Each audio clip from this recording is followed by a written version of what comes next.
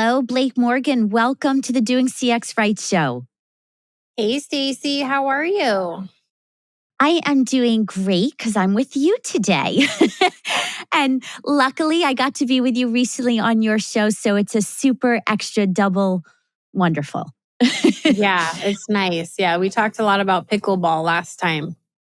I still Oh, haven't played, but I want to. oh, that is such a love. Yes, a shared love for sure, in addition to CX, of course. So it's probably not possible, but just in case someone doesn't know who you are, please share, what do you do for a living? Well, I'm like you, spreading the good word that if we make people's lives easier and better, if we honestly, I love the word mood. Like if we create a great mood for our customers, for our employees, for ourselves as leaders, we will attract everything that we seek. But it really starts with that customer experience mindset. And I have worked at Intel as a customer service leader. I've worked at a variety of different companies, but my favorite thing I've done is to get on stages and fly to the far corners of the earth to talk about the power of customer experience. And most recently, with my new book, The 8 Laws, I'm sharing what it means to be a customer focused leader. And that's the elevator pitch. Yeah, well, we'll get into your book shortly. My question is, what made you so passionate about customer experience? Where does that stem from?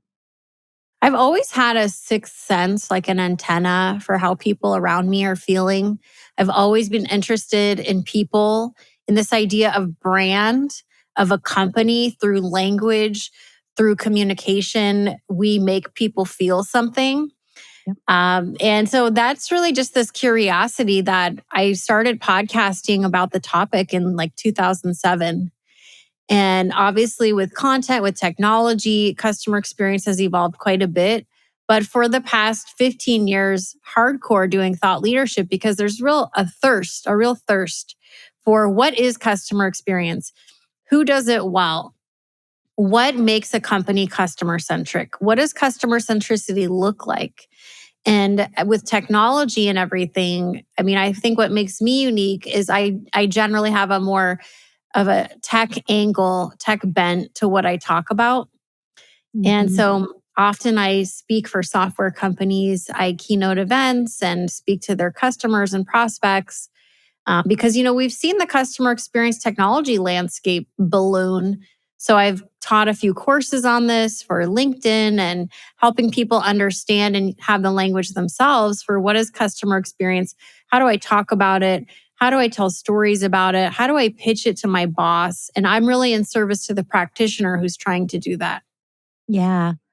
Well, before we go further, let me go back for a moment, ask you my favorite question, which is about your younger self. 20-year-old Blake, if you could go back in time and talk to her, what would you tell your younger self? Enjoy being young and broke and single and bored. I remember being young and just feeling like, God, I'm really bored. Like I have so much extra time. And now 2 kids and, you know, business, marriage, you're never bored. If you're bored, you're going to fill the time. But just that it is about the journey and everything you want for yourself is going to happen. But I think when you're young, you think you're going to arrive and there will be no more pain or strife or struggle, that you'll arrive like when you hit a certain Mm. age and everything will just be like heavenly.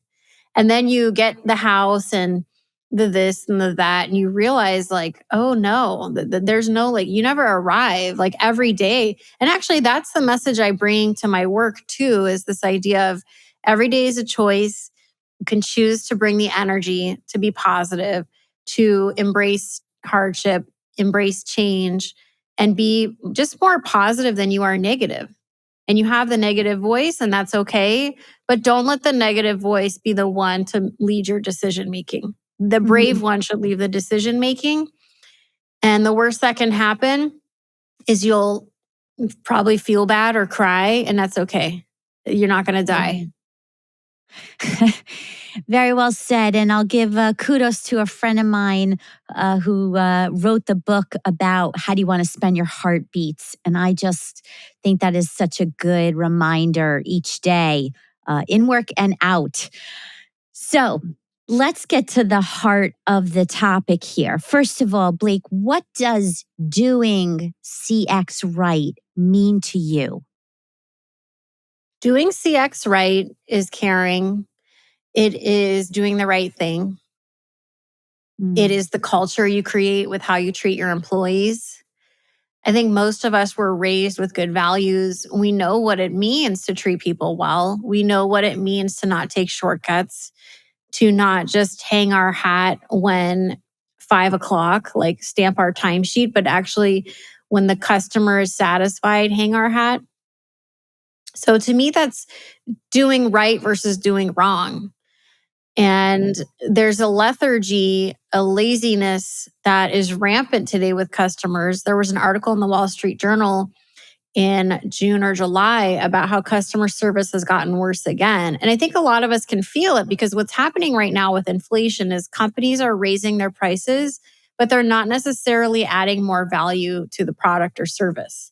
And so customers are spending more with no more perceived value. And I think once this messy time is over with the economy, customers are going to remember how you treated them. And if you made sweeping cuts to your contact centers or customer service or made it harder for customers, they're going to remember. And that's why it's so important, even in challenging times, in uncertain economies, to double down on customer experience, to not let it slip. hmm So it seems so simple, yet we know it's not. When you were writing the 8 laws and thinking about the core problems, what what are the challenges that stand out to you in this current state? I think some of the core problems have to do with how we look at success. So if we measure it, we'll treasure it. What's measured gets improved. And for so long, the metrics we've held ourselves to just, it's not really driving the behaviors we want to see. So, what behaviors do we want to see from our employees? What is the culture? Like, I love Trader Joe's. I go to my local Trader Joe's. Trader Joe's employees are just nice. They talk to you. In fact, I think they're mandated when a customer is checking out, ask them, how are you going to use this barbecue sauce you're purchasing today? Or any fun plans for the weekend? So, the human touch is the difference. And I think that with so much competition and pressure to make quarterly profits, the romance of the customer relationship is gone. And we have to remember that there's an art and a science to what we do.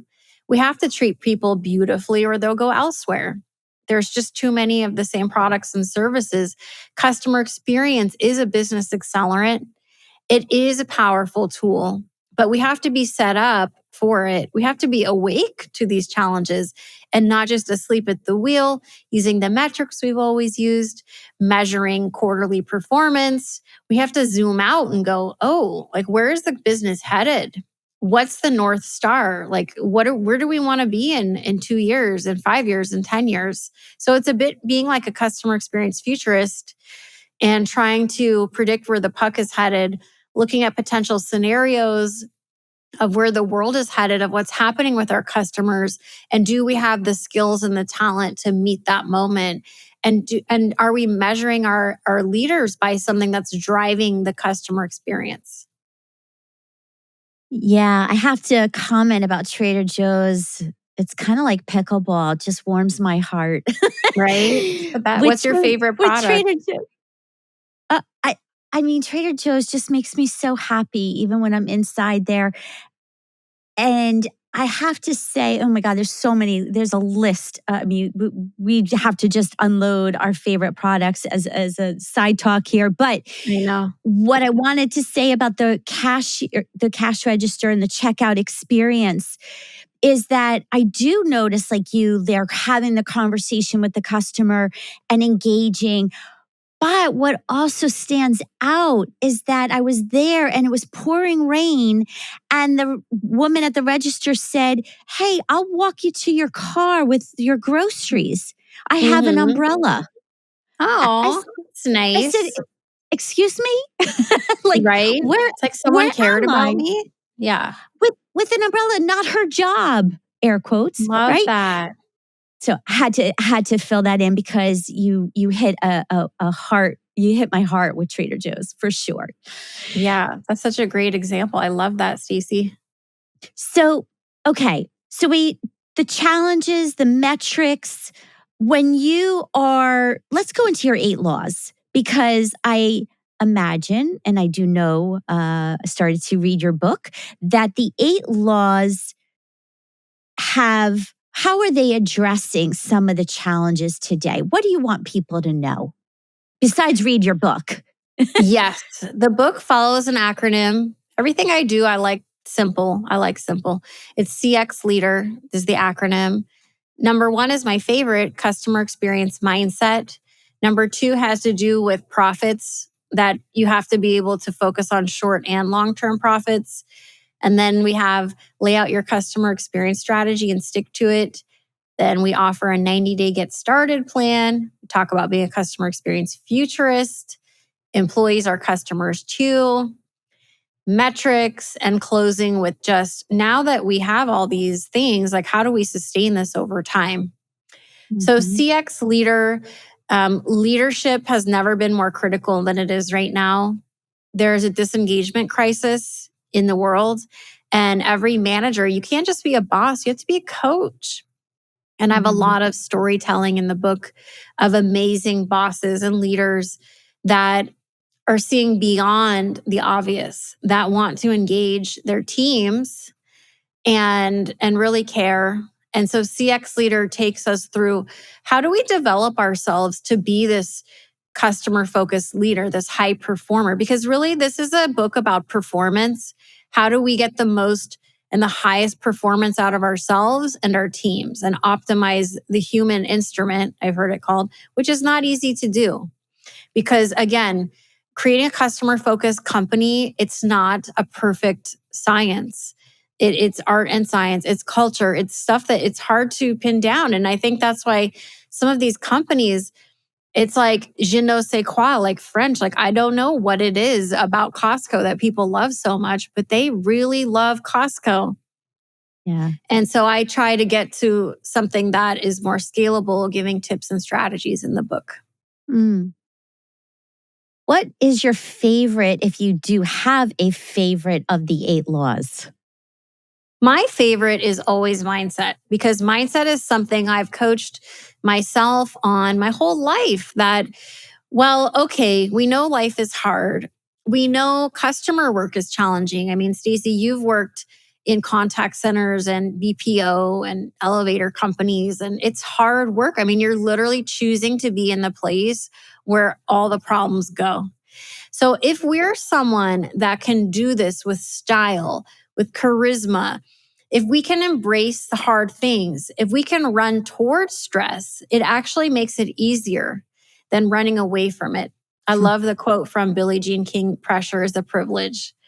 But it's just this idea of embracing challenges, doing it with style, influencing others, healing the world.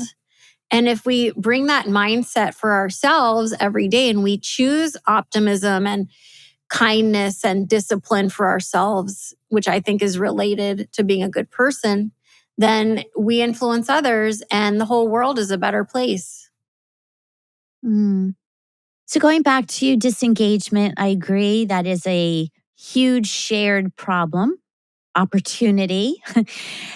And I've been in some companies where the metrics, customer satisfaction scores, NPS scores, have been in some places tied to people's performance, to their Mhm. bonuses, Yeah. and other places it has not.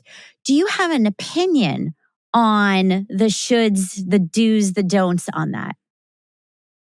That can be tough. I had a consulting client where Net Promoter Score was tied to an annual event at Martha's Vineyard with the CEO. And what happened was a lot of the division presidents were being dishonest and gaming the system, Mhm. taking customers to lunch to get the high score, stuff like that, and cheating. So I Mhm. think you have to be careful that they're not going to game the metric, which often happens with all metrics. Yep. But I believe that customer experience, I mean, you kind of have to be the tide that raises all ships. It's like when the CEO cares about customer experience and is in it. Like Jim Fish, the CEO of Waste Management, who attends 3 a.m. meetings with the employees that take out the trash to build camaraderie and gain insight into what life is like for employees, where the gaps are, hear it from employees themselves.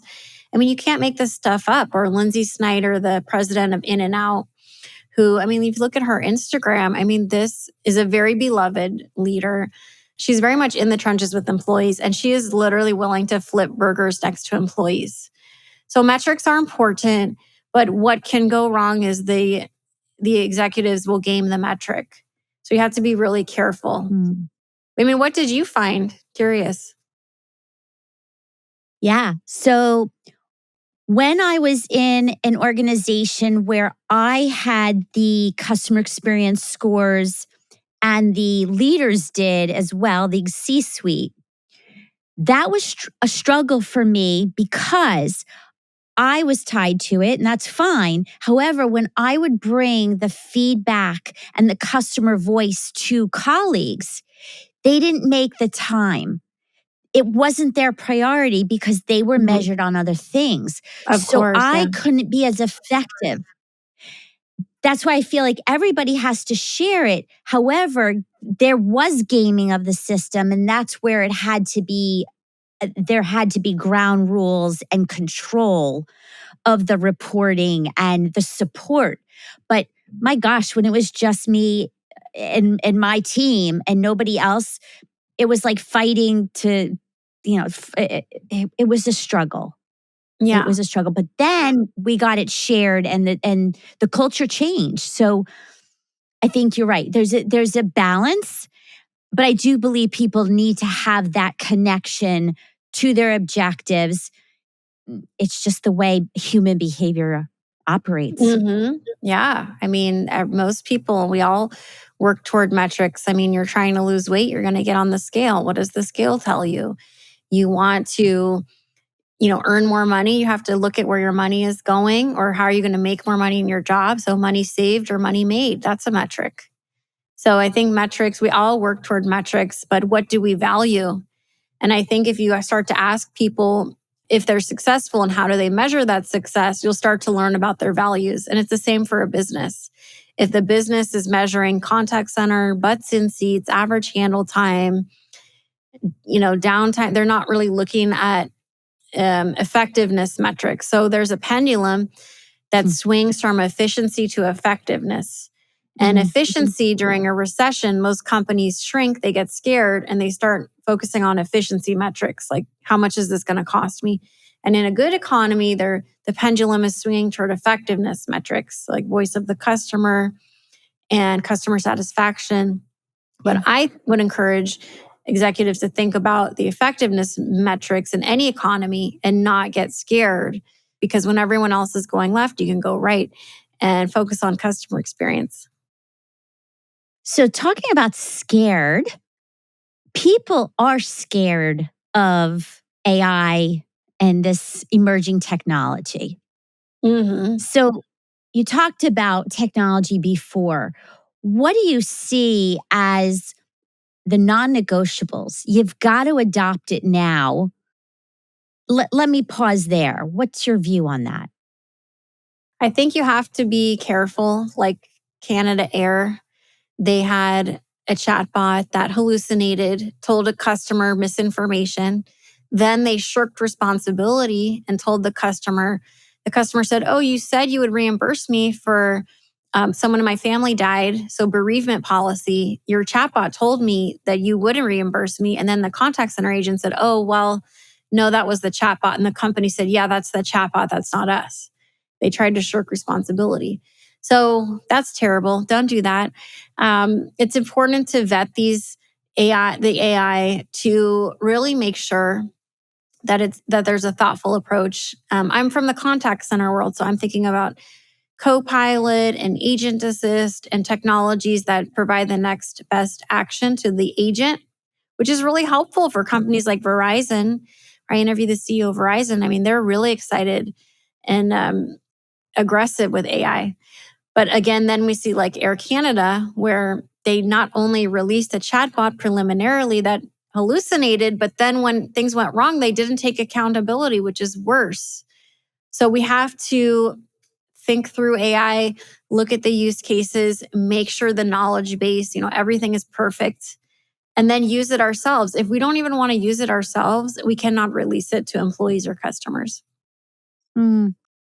Do you feel that this, back to scared and fear of AI, do you believe all those rumors and chatter of taking over our jobs? Is that a fair fear? Or do you have a different point of view? I think customer service is set to transform, but let's level set that customer service as it is now stinks. So Yeah. I feel like I used to say, we're already treating our agents like robots and we're afraid of Oh, yeah. robots replacing our agents, but we're already doing a terrible job. So maybe this is a thankless job that AI would make more efficient. And there'll be like a new category of adding value to customers' lives that is not people sitting and doing, frequently asked questions in a contact center. So I'm more hopeful and optimistic that AI will solve headaches for employees and customers, that this will free up resources to find new ways to add value to customers' lives. We know there's no shortage of work to be done. But of course, we need thoughtful leaders because, yes, anyone can replace all their employees with an AI. Do we want to do that? Studies show that customers want more human touch in the future. Like a robot's not going to ask you if you need an umbrella to walk to your car at Trader Joe's. You'd probably prefer a person to chat with than a robot. So people want and crave the human touch. They're not even getting it at home. They're lonely. The human touch is the difference. There are a bunch of things we're having humans do that is very inefficient right now and not very effective. Even the best companies are terrible at it. But yeah, I do think AI is set to disrupt a lot of jobs. I even was reading an article in the Wall Street Journal that startups in the last few years, now there's a new trend post-COVID where newer startups and smaller companies are just operating with less employees. I think in a large part because of AI, a lot of these jobs are going to change or go away. But I would never read a newspaper written by an AI. That just doesn't sound interesting for me. I still want an old school journalist. I read the Wall Street Journal every morning, and I like knowing it's a reporter that has their own thoughts and view on the world and is doing their due diligence. I agree with you. And I might be solo here when I say that when I see a post on social media and it's a AI image because it's just so perfect, I should say sometimes, but I know it's an AI tool that they used. I actually don't like it. I like Right? the old-fashioned photograph. I'd I rather a stick know. figure. I wouldn't want to watch a movie made by AI. I don't even think I'd want to watch a movie script knowing it was written by an AI. I want a writer's room of an odd, I don't know what the word is, but oddballs. I want a bunch of oddballs sitting around a table, chewing gum and having ideas about the script. I like that experience. So I think, again, it's Yeah. this question of well, can we, should we, do we even want that? Maybe no. Mm. Well, I think it's the balance, really, what we're talking about. You cannot replace that Trader Joe's walk to my car with a human umbrella. That just says it all. I know, Just right? no replacement for that. Yeah. Well, 8 laws. Give us one more. one more hint to something actionable. People will read the book to get all the details, but tell us one more law. I'll tell you the story about Doc Rivers, who took over the Boston Celtics and led them to the championships and victory in 2008. He embraced an African proverb called Ubuntu, which means good for me, good for we.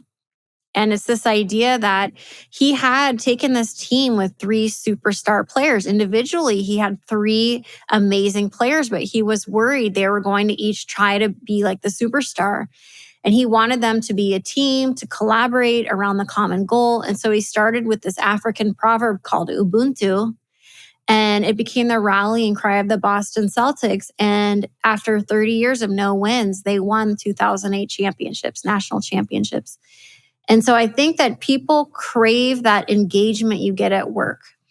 And when you treat your employees like a team and you're a coach and everyone's collaborating around bringing the best experience possible to the customer, you're really unstoppable. So the book features a bunch of fun stories like that, that hopefully not everyone has heard, that today it's about engagement. It's about caring more, not being a robot, not treating employees like robots, not treating customers like robots, creating an actual experience that makes people feel good. I mean, that is so key today. And leaders are the first stop in doing that.